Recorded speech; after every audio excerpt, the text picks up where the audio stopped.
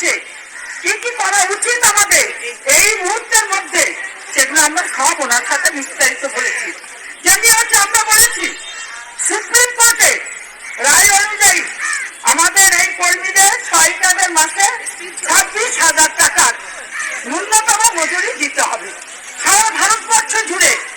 এবং শুধু তাই নয়, আমরা এটা স্মৃতি ইরানি নারী ও শিশু কল্যাণ দপ্তরের কেন্দ্রীয় মন্ত্রী, ওনার কাছেও আমরা এই দাবি সনদ পেশ করেছি।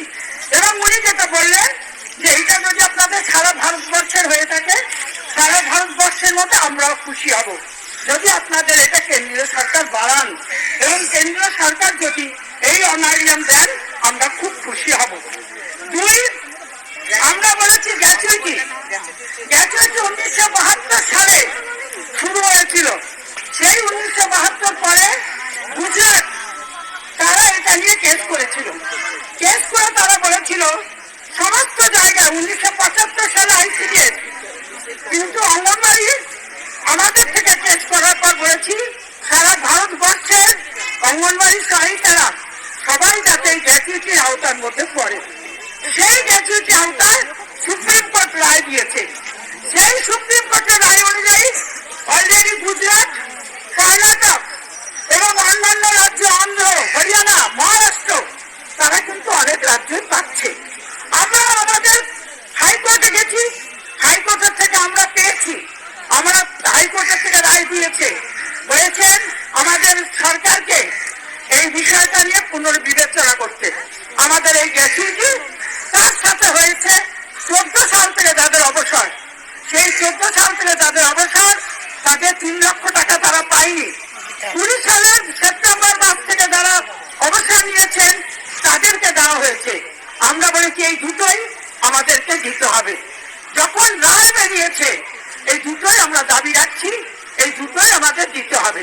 ম্যাম বলেছেন যে নিশ্চয়ই আপনাদের এই দাবি, এবং এটা আমরা নিশ্চয় উপরও পাঠাবো, আমাদের রাজ্য সরকারের কাছে আমরা এটা পাঠিয়ে দেবো যাতে আপনারা এগুলো পান। আরেকটা হচ্ছে গ্র্যাচুইটি যে আমরা পাচ্ছি অন্যান্য রাজ্যে, সেটার যদি কোনো নথিপত্র থাকে, কোনো যদি প্রমাণ বা কোনো অর্ডার কপি থাকে, সেটা দিলে পর আমাদের করতে আরো সুবিধা হবে, আমাদের পেতেও আমাদের সুবিধা হবে। এইটা যদি থাকে এইটার একটু ব্যবস্থা করে দেবেন। স্মার্টফোন, পোষণ অ্যাপের কাজ, এই কাজ করানো যাবে না, কারণ অন্যথায় পোষণ অ্যাপ স্মার্টফোন না পাওয়া পর্যন্ত আমরা এই কাজ করতে পারবো না। ওনাকে বললাম, উনি বললেন দেখুন এই স্মার্টফোনের জন্য আমাদের 2বার টেন্ডার কল করেছি, 2বার টেন্ডার কল করার পর ফেলিওর হয়েছে, তারা পারেনি দিতে।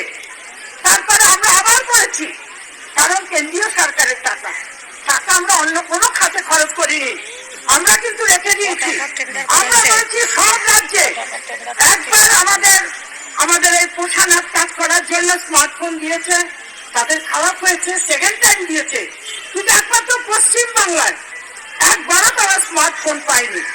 নিজেদের টাকা যে কেনা ফোন, সেই ফোনের মধ্যে এবার এখন যেটা পোষণ অ্যাপের মধ্যে যেটা চাইছে সেটা দেওয়া মুশকিল হচ্ছে, এই কারণে যে এখন যেটা দেবে সেটা কিন্তু মেয়েরা দিতে পারছে না, কারণ অনেক দিন হয়ে গেছে। আমাদের মধ্যে যারা ছিল তারা বলো বহুদিন স্মার্টফোন ব্যবহার করছি, এই ব্যবহার করার জন্য এখন আর আমরা এই কাজগুলো এই ফোন দিয়ে করতে পারছি না।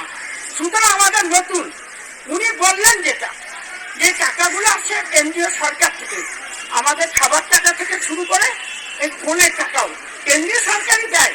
তবে আমরা ঠিক করেছি, আমাদের মনে হয়েছে যেহেতু মাস ইয়ার এন্ডিং, আমাদের এর মধ্যে আগে বলেছিল 8,000, 2,000 টাকা বেড়ে 10,000 টাকা, এই 10,000 টাকা স্মার্টফোন বলেছে মাসের মধ্যে। আমরা বলেছিলাম 1 এপ্রিল, এই 1 ফেব্রুয়ারি বন্ধ করবো, নচেত আমরা ফেব্রুয়ারিটা দেখবো, মার্চে বন্ধ করবো।